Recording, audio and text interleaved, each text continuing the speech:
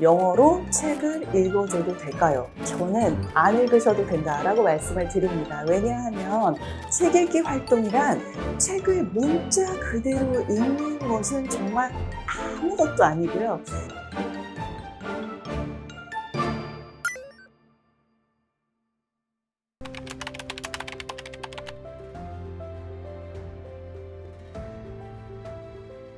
맞아요. 저도 굉장히 많이 봤고, 목격을 했고, 제가 심지어 병원에 가서 대기실에 앉아있을 때도 책을 영어로 읽어주는 소리를 들은 적도 있고, 그 외에도 사실 많은 부모님들이 이 컨버세이셔널 레벨에서 뭐 티키타카 하는 거는 영어로 발음을 막 좋게 하거나 막 적재적소에 막 왔다 갔다 자연스러운 회화는 어렵더라도 책은 읽어줄 수 있지 않을까라는 생각을 많이 하십니다. 왜?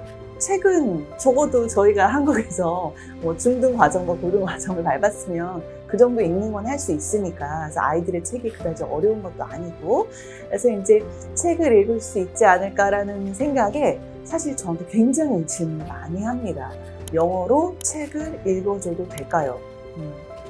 저는 괜찮다고 해요. 안 읽으셔도 된다라고 말씀을 드립니다. 왜냐하면 책을 읽어준다라는 그 용어 자체를 일단은 디코딩에만 너무 생각을 하시는 거예요. 책 읽기라는 활동은 사실은 문자를, 그러니까 어떻게 되면 부호로 돼 있는 거죠. 상징 체계로 있는 것을 말소리를 그대로 읽어내는 디코딩 작업이 있죠. 그래서 그냥 문자 그대로 읽어내는 활동도 있지만 빙산의 일각에 불과합니다. 그거보다 훨씬 더 고차원적이고 굉장히 어렵고 복잡하고 훨씬 넓은 그리고 깊은 언어적 활동이 일어나야 되겠죠. 그래서 저희가 문해력, literacy라고 했을 때는 두 가지로 나누는데, 하나는 디코딩을 그냥 문자 그대로 읽는 것이 있지만 그 다음에는 그 읽은 내용을 이해하는 측면이 있죠. 근데 그 이해한다는 건 굉장히 복잡한 과정이에요. 그래서 사실은 그냥 책을 이렇게 줄줄이 사탕 읽는 것이 아니라 읽을 때 그 안에서 나오는 청각적 정보도 있죠. 첫 번째는 부모님이 읽어주실 때 아동의 입장에서 그냥 들을 테니까 청각적 정보를 들을 때 이 운율이라는 것도 있어요. 그 센텐스가 문장에 전달하는 운율이 있고 감정이 있고 다양한 내용인데 그런 것을 굉장히 자연스럽게 전달하기가 어렵다. 두 번째는 그 안에서 나오는 어휘들이 있죠. 근데 그 어휘를 그냥 읽고 넘어가는 게 아니라 읽다 보면 아이들이 물어볼 수 있어요. 엄마 이게 무슨 뜻이야? 또는 그 어휘를 모를 수도 있죠. 그러면 바로 부모님이 적재적소에 맞춰서 그 어휘의 유사어, 비슷한 말을 본 아동이 못 알아들었으니 훨씬 낮은 lower 레벨로, 쉬운 레벨로 바꿔서 설명을 한다거나, 이것이 일어날 수 있는 상황을 example로 센텐스로 만들어서 설명을 한다거나, 굉장히 자유자재로 그거를 할 수 있어야 돼요. 그거를 영어로 할 수 있어야겠죠? 그래서 그런 것도 가능해야 되고, 뿐만이 아니라 어휘를 그 다음에 넘어서면 저희가 많이 하는 질문들, 사실적 질문을 줄 수도 있고요. 여기서는 무슨 일이 일어났지? 이 사람 주인공은 뭐야? 이런 질문은 사실은 어렵지 않을 수 있어요. 왜냐면 WH 퀘스천으로 저희가 막 할 수 있으니까.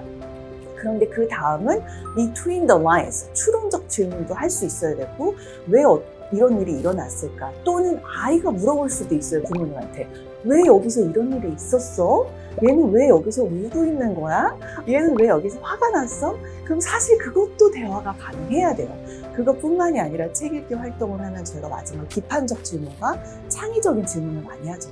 이 다음에는 어떤 일이 일어날까? 창의적 질문이고요.